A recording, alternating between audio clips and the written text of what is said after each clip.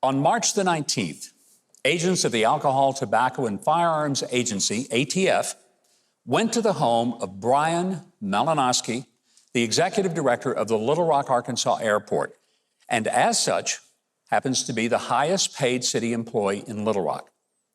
The agents arrived at his home in 10 separate vehicles at 6 a.m., an hour before sunup. They came to his personal home in one of the nicest neighborhoods in all of Little Rock. We were able to exclusively obtain the video. This is from a neighbor's security camera of the police vehicles arriving. No one has seen this before other than the family. We also obtained from the Malinowski family the video from their Ring doorbell camera, which you're seeing now. After covering up his Ring doorbell, they proceeded to break down his front door and entered his home. Mr. Malinowski and his wife were startled by the noise, as you could imagine, as well as the intrusion. Mr. Malinowski grabbed a pistol that he kept by his bed and went into the hallway where he saw several individuals in the darkness. He fired at their feet. They, in turn, fired at him, striking him in the head, even as his wife was only a couple of steps behind. He died from the gunshots. I am as supportive as I can be of law enforcement. I back the blue. And I give benefit of the doubt to the police officer when one is accused of wrongdoing. Let's be honest, their job is a difficult and a dangerous one.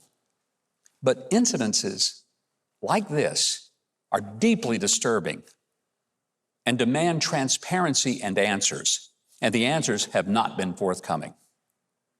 The federal agents were not there to arrest him. No charges against him had been filed. They were there to execute a search warrant. They ended up executing a citizen in his own home. According to an affidavit, which was the basis of the search warrant and the search warrant itself, which are the only items that have been released to the public, Mr. Malinowski was suspected of violating the so-called gun show loophole, which allows private citizens to sell or buy firearms to other private citizens for their own personal use. And in that application, a federal firearms license is not required unless the person is acting as an actual dealer. But where that line is has never been defined in the law, and it's purely subjective. Malinowski was a gun and coin collector hobbyist. He regularly attended gun shows and set up a table to buy and sell guns and coins. The ATF had placed a tracker on his vehicle. They even went undercover to his table to try and purchase firearms from him. But on March the 19th, he had not been accused or charged with any crime of any kind.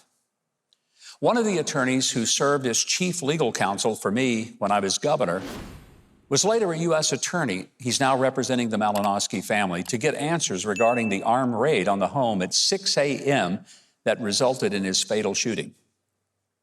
The ATF has been strangely silent in all of this. Body cameras are required to be worn by agents in such a raid, but no footage has been released. In fact, no footage has even been acknowledged to exist. Were they wearing the required body cameras? Did they announce their presence prior to breaking down the door and entering? Did they give an adequate amount of time for the person inside to respond before breaking down the door, which is required under such circumstances? Why didn't they simply stop him as he backed out of his driveway or even find him at work? It's in a very public place, and he's a very public person. And why 6 a.m. when it was still dark and the occupants of the home were likely asleep? It was a search warrant, not an arrest warrant.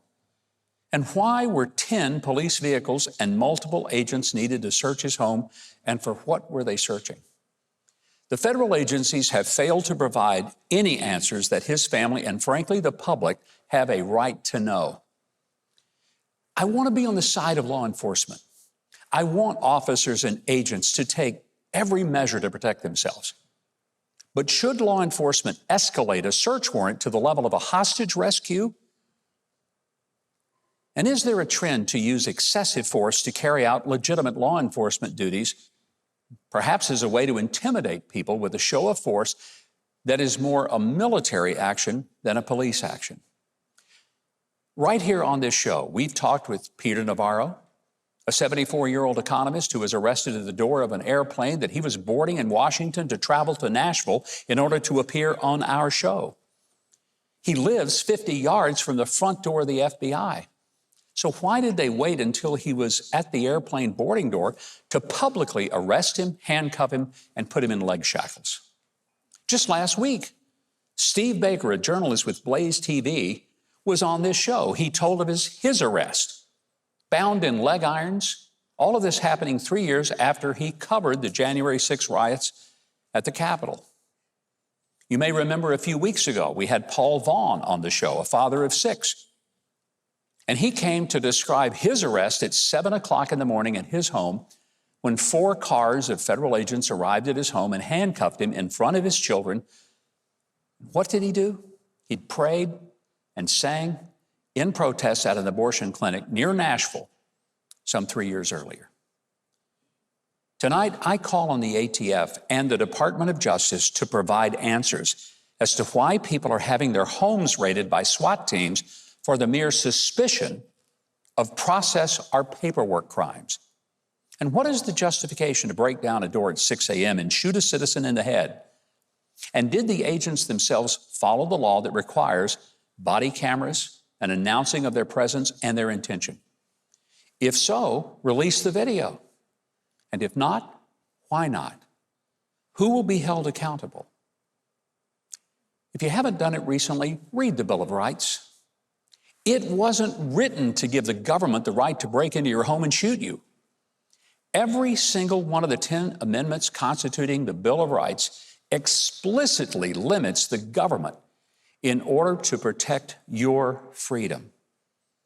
And some people at the highest levels of the federal government need to read the Bill of Rights very carefully, and they need to obey them, or else they are the ones who need to have their homes raided before daylight and marched off in shackles.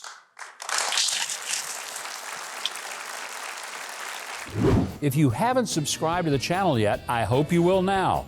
The button is just below this video, and there's a little bell next to it. If you click on those, YouTube will reluctantly start letting you know when we've got a new video uploaded.